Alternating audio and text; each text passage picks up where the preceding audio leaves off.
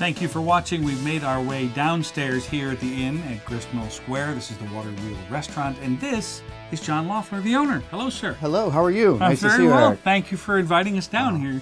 This is like a grown-up man cave down here, really. Oh, it's a place of tremendous fun. It is, because personally you take great pride in this particular, not just in the property itself, of course, but down here it's kind of your area of expertise. This has been one of my hobbies on the property since we took over a year and a half ago.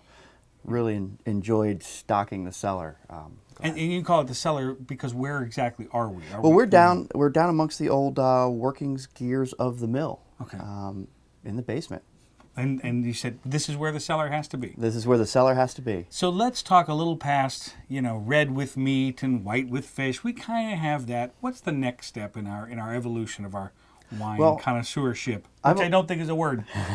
I've always said that first of all, you have to drink what you like. We can give you a pair that works very, very well with whatever you're eating.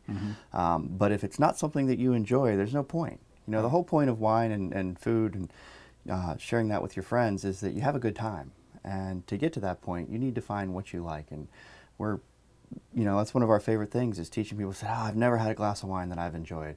Is saying, well, what do you like to drink? Right. And then, beer. Well, okay. Well then, yeah, but if we can figure out from what kind of beer, or say it's a typical cocktail, we can give you some of those flavor profiles in a different glass of wine and some of those components, And people say, oh, I really do like this Riesling or this Chardonnay, or maybe it's Syrah or Zinfandel, something that's a little bit sweeter and red with, more full-bodied. And getting people into the wine cellar and down here and beginning to trust us. I guess that leads us to the notion that wine tasting, there's a real, aside from being fun, and it's a great experience to taste wines and go to vineyards, etc., but really tasting wine is something that people should do because they will learn a lot about what they like just by tasting it. You definitely have to taste. You have to taste a lot. Yeah. People sometimes are afraid. They see wine as this. Oh, I don't know. I don't smell blueberries. I don't smell cherries. Right. And it's not about what other people smell or taste or like. It's about what you smell, taste, and like, and what you find that works for you.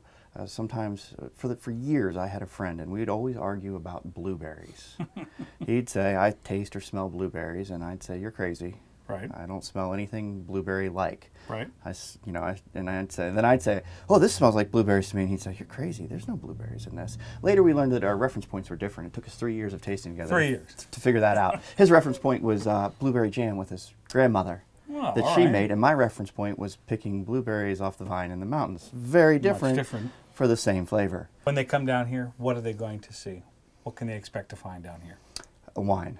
Lots of it. wine. And usually shortly after they arrive in the cellar, I get to come bounding down the steps because it's one of my most favorite parts of the evening service is coming down and helping people find something that they like to go with their meal. And that certainly is a lot of fun too, and unlike a lot of places where you get to actually come down here and look through the labels and select something you like. Oh, I think it's a huge deal. You have a party of 8 and normally one person sits at the head of the table with a wine list and they're, buried in the list and can't talk, missing out on conversation.